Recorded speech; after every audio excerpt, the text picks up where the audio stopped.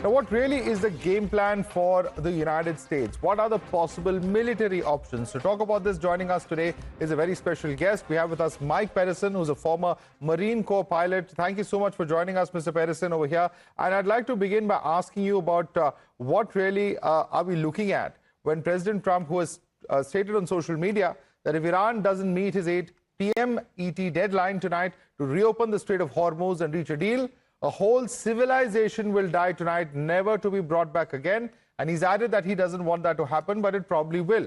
What do you think of this? Is this just rhetoric, or is this implying large-scale military action on ground against Iran? Beauty of our President Trump is you never really know. He's a great negotiator. He likes to keep our enemies / the people that are on the other side of the negotiating table on their heels. So he is a man of rhetoric. He is an expert on the art of the deal, as we all know. And we'll know when that time comes, what's actually the next steps for him. But ultimately, I think we have to sometimes take a step back and realize that the ultimate goal always has been that Iran will never get a nuclear weapon. They can't. I mean, we've learned our lesson over the years with countries like North Korea that never should have had a nuclear weapon, and now we have to deal with that. So I think the thing that we have to remember is that ultimately is the goal. That's what started this whole thing. So the Strait of Hormuz became an issue that went along with that first major goal. Right, but the question is that when you use rhetoric like an entire civilization will die tonight, some interpret this as genocidal words.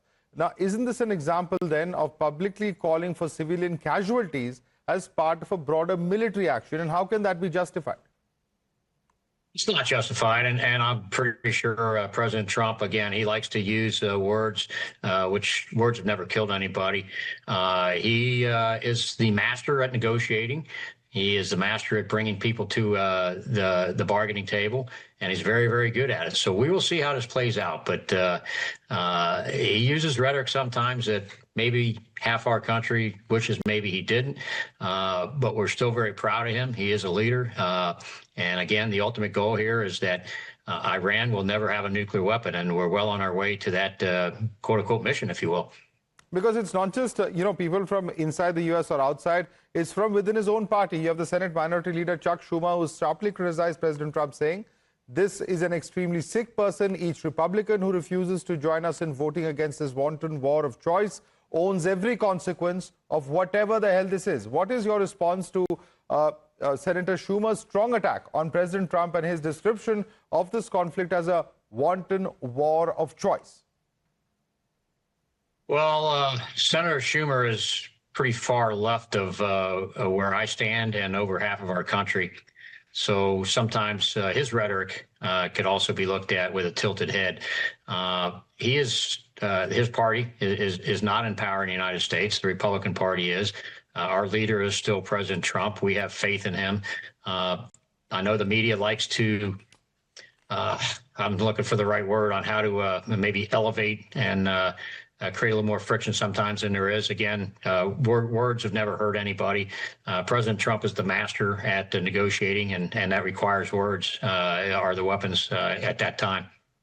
Right. All right. Now, we've seen President Trump extending this deadline multiple times. The original 48-hour ultimatum is now stretched to 408 hours, with a fresh deadline ending now. How do you interpret these repeated extensions, and what do they signal about President Trump's strategy towards Iran? Do you think Trump might extend the deadline once again? He keeps everybody guessing, doesn't he? And that's the beauty of our president. You just never know for sure. Ultimately, what he wants and what he's striving for and what our country's striving for is a non-nuclear weapon Iran. That's the mission. And he's very, very good at negotiating and keeping people guessing. So he's kind of the master at it. And we're very proud of his abilities to do that. And again, words never killed anybody. We've seen the actions that he's been willing to take to accomplish this mission, and the sacrifices that the folks in our military are willing to sacrifice, including their families. This is an important mission. We've seen it in the past in the world's history. Again, I kind of, my mind keeps going back to North Korea. Over years, we allowed North Korea to have a nuclear weapon. That's dangerous as heck. So, should we allow Iran to get a nuclear weapon and then they use it, and odds are very, very high that they would, then everybody would be second guessing, going, how did we let this happen? How did this occur? So President Trump, thankfully, has the backbone and the resolve, I guess is probably the best word, resolve, to allow them to never allow them to have a nuclear weapon. And this is where we're at right now. So yeah, there's a war of words going on right now along with the combat that's going on, kind of a two-front war, I guess, words and actual combat. But I think this is going to have a good outcome. It takes time. A lot of times we sit on the sidelines and we expect results right away, right? No, and it's been, of course, about 5.5 weeks since the action actually began. But one of the things that people have noticed is the fact that the purpose of the mission has changed repeatedly. While first we were told it's about regime change, they were later told it's about nuclear weapons, and much later, of course, the destruction of the oil infrastructure as far as Iran is concerned. Now, if the United States does launch a major military action at this stage, as is being threatened, what do you see as the primary objective emerging? Well, I think I represent the U.S. average citizen pretty well right now, and I don't think this was about regime change so much as it was Iran not getting a nuclear weapon. Pretty simple. If that required a regime change just because some of their leaders kind of got,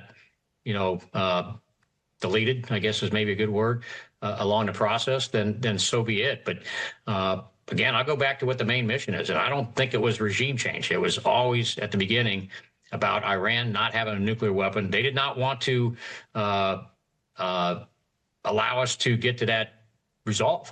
So kind of this is where we're at right now. Right. And I have to ask you, as somebody who has also flown over 66 combat missions in Operation Desert Storm, as someone who's been a Top Gun graduate, you have first-hand experience in operating deep in contested airspace. What are the main operational challenges that you foresee for the United States forces if this conflict further escalates? And realistically, if the fighting continues at this scale, should we be expecting, or should the U.S. government be mindful about American casualties, or at least the possibility of that? No, I'm glad you brought that up. We're an all-volunteer force in the United States. We have been for a long, long time.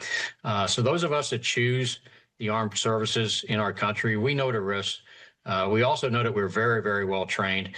The families know the risk. I worry more about the families than the folks that are out at the front lines. But yes, we could say we have air superiority, which we were able to achieve, and I think we can say that we have air superiority. We've had that for a while. We're very, very good at that.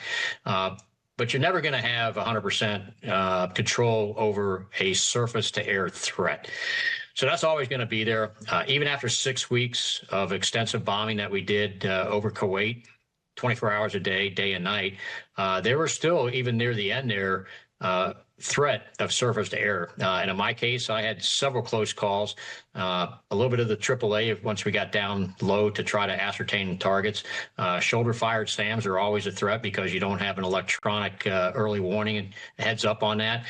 So you've also got to be a little bit lucky sometimes. So the threat from the surface, no matter how long we've had air superiority and how much bombing we think we've done, again, I look back to, even though it was almost, 35 years ago now, 1991, after 6 weeks of 24 hours a day of bombing Kuwait on heavy military targets that they had a long time to ingrain in there, that even after that, there was still a threat. So you've got to be very extra careful, maybe a little bit lucky sometimes.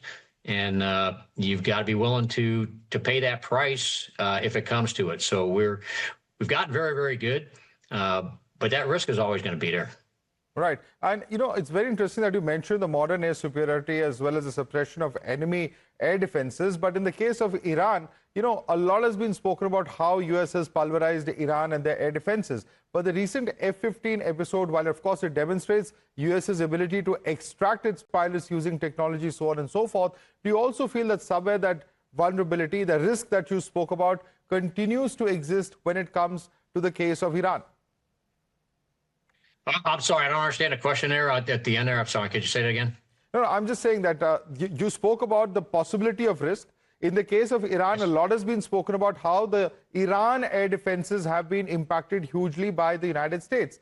But recently, the F-15 episode, while it showed the ability of United States to, technologically bring back its pilots, extract them from the battlefield, the fact that the risk coming in from the Iran air defense continues to be quite high. Do you think that that's a fair assessment? Oh, it's a fair assessment for sure. Like I say, you're never going to completely get rid of the surface-to-air threat. So thankfully, as aviators, we know that the effort to extract and rescue downed aircrew. The United States has always been very, very prideful of that. The aviators know that.